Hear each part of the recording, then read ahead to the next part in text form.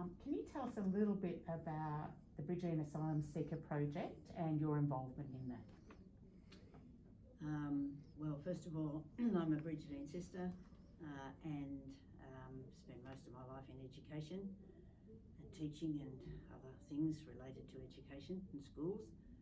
But then at a certain time back in the 1990s, I got involved with a group of other people in looking at the issue of asylum seekers, and we decided to try and do something practically to help. And so in 2001 we set up this small organisation called the Brigidine Asylum Seekers Project, or BASP, and that's just for a start it was a committee. Eventually it's sort of grown into a group that's got its own board and so on, under the auspices of Kildare Ministries. And what sort of services do you provide your clients, and who are your clients? The people we try to help are people who come to Australia seeking protection, and they're from all over the world really, all the troubled spots of the world. And what do we try to do for them? More and more we're into trying to provide housing and help them with things like rent and paying utilities and just sheer survival by giving them some emergency relief money. But then we do try to do broader things like help get legal services, we do quite a bit of food delivery and making food accessible. Not only food, but things that you need around a kitchen and a household, like even toilet paper.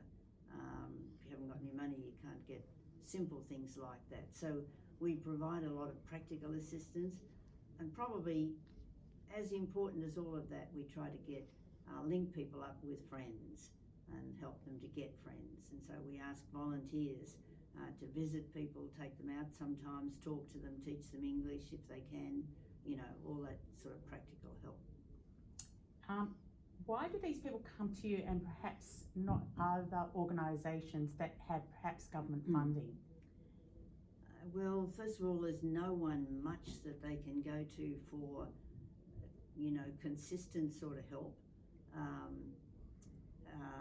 For example, if they arrive at a weekend, there's nobody else really who will answer the phone. We have up on the website a phone number that you can get at any time. Why do they come to us? Mainly when we ask that question, they say where they found us on the website. But often enough, they will say met somebody. Sometimes they'll say things like heard somebody in the tram talking. It was my language, and I went and talked to them and said, "How can I get help?" And they said, "Come to you." So it's in a different kind of ways, but mainly through the internet, I think. Okay, and so with all these services that you provide, how does BASP get its funding? BASP doesn't get any government funding and relies totally on donations. So donations from the Brigidine sisters, some other religious congregations, and then just the public in general. So you were talking about housing. So just for example, per month, how much money do you need to have donated just to pay the rent for your clients? To pay the rent and the utilities, and that little bit of emergency relief money we give is $120,000 a month. Okay. Between $120,000 and $130,000. And that's just for the goodness of people donating? Yeah. Okay. And if you didn't have that money, you couldn't provide? No, no, it's as simple as that. I mean, sometimes we have to sort of gently ask a few people, but we don't do well, some people do some fundraising for us, but it's not big fundraising, but it all helps. So they'll hold a raffle or a trivia night or things like that. But on the whole, the biggest money comes just simply from donations.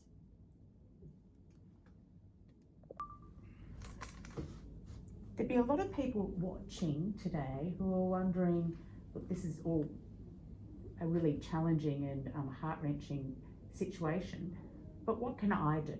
What can people actually do to be a part of the solution or to help? it's good, I think, for us all to be somewhat in touch with reality globally, so that when we're thinking about ourselves as one little bubble, one little piece in a jigsaw that's very large and is a whole world out there, that this is all too big.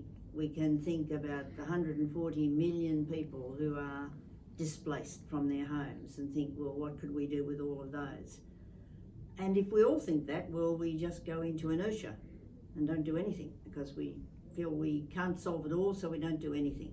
So I think a big challenge for us is to think, no matter what we can do, even if it's tiny, if we all do something, then the situation can get better. So I think the first thing that I believe we can all do, and I believe, even though it looks a bit intangible, I think it makes a difference, and that is to think kindly about these people, to know that, for me, to know that I am extraordinarily privileged. I've been extraordinarily privileged. I am now. I live well. I have friends. I'm not threatened by anything. So to think there's a whole lot of people like me who are not privileged in that way. And just to think, wouldn't it be good if they all could be looked after, if they all could live decent and peaceful and lives where they're educated, where they have the things that they need, and to think kindly about them all. We don't have to just think of them as a big mess. Just individually, they are people who deserve to be treated and to have a life that's as good as mine. I think that consciousness is important in itself. So what can we do that maybe is a bit more practical than that in one way? Although I think that's practical. But what else can we do? Some few, relatively few of that 140 million people actually find it to some safe place. And a very small number of them find their way to Australia. Numerically, it's very small. But when we meet them, those who do make it here, we can be kind towards them, okay? We might never meet them actually individually. We sometimes will. But if we don't, then we can say, what could I do to help the people who are helping them? Because they do need a lot of help initially. So I could help with collecting things for them, in particular food. There are places who take that food, BASP does, but some other places do too. I could sometimes have a fundraising thing because it costs a lot to help people, and any bit actually helps us to help them. And then over and beyond that, in a different way, we can help advocate. That means work for change. We can help advocate that Australia does things differently. So we don't keep people for years and years and years not knowing what's going to happen to them. We do make it easy for them to actually apply for protection. We don't say things like, I don't believe you, you're not a credible witness, even though that's one person hearing their story and making a decision. And that's what does happen. So we can advocate that we have good policies. Every now and again we come up with terrible policies. One right at the moment is a bill being put through Parliament that would allow the Australian government to send people back to the country that they came from for not cooperating. That means not applying for a passport to go back home. Imagine being told that even though you're very, very fearful of being sent back to the place you came from, that you have to get out there and get your own passport. And if you don't, you'll be put into jail for up to 5 years. Those sort of policies are so bad that every Australian who's thinking about it should be advocating against it. That's not the only thing that has come up. There are lots of others too. We should be advocating for people not being locked up when they're waiting for an answer to their application, and that sometimes still happens. We should be advocating for some money to be given to people while they're waiting for their application to be processed, and that doesn't happen. You know, there are lots of things that we can advocate for, and you know, maybe we have to be sort of a bit ingenious and look for places to write little letters, sometimes quite short things, that in places where, you know, like kids' magazines, for example, if you're a young person, or if you're a senior citizen like me, that you write to places like The Age or whatever, but write, or as well as write to members of parliament, both the lower house and also senators. Two different houses of parliament, and they do two different sorts of things. So, you know, there's plenty of people to write to try and badger them into looking after people better than we do now. Do you think they listen? Do you think the politicians will listen to young people? I spoke to two politicians on the phone this morning, and both want to change the policies that are in place. They're only cogs in a wheel, in a way, but they both said, well, one has spoken up in Parliament against her own party. That took a bit of courage. And the other one said, we need answers. When this and this and this is said, we need answers. Tell us what you would say. So they would hardly have said that if they weren't going to use some of the ideas. So I think they do listen. I think some listen. This is our 10th year as Kildare Ministries, and as it happens, it's our year of hope. So as Kildare people, how can we use our voices to give hope to those who may have very little hope? I think we should never underestimate the power that a person can have, and certainly the collective power that a group of people can have. And if one group of people, more than any others, needs a voice of hope, then it is people seeking asylum. A man the other day that whom BASP has helped his family, and he wrote an email saying, every time I am at the end of knowing what to do, you people have helped me. You are angels of mercy. I'm thinking of a small family who we met a few months ago, who were living in a park for most of the time. At some nights after dark, they would creep back into a friend's place, but they'd have to leave before dawn the next morning, because the people who owned the house said that this family couldn't stay there.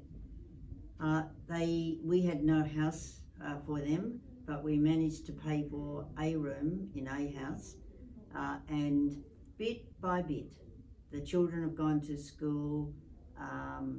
The man is looking for work, desperately looking for work, and he's got a few hours here and a few hours there.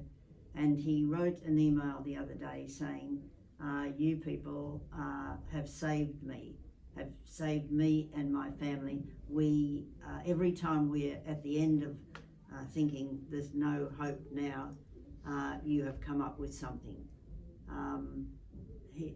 I was just so touched by him. He's a Muslim man who had, he said in the beginning, I can't believe that you people who are Christians are helping us, because we can't get that help from our own people.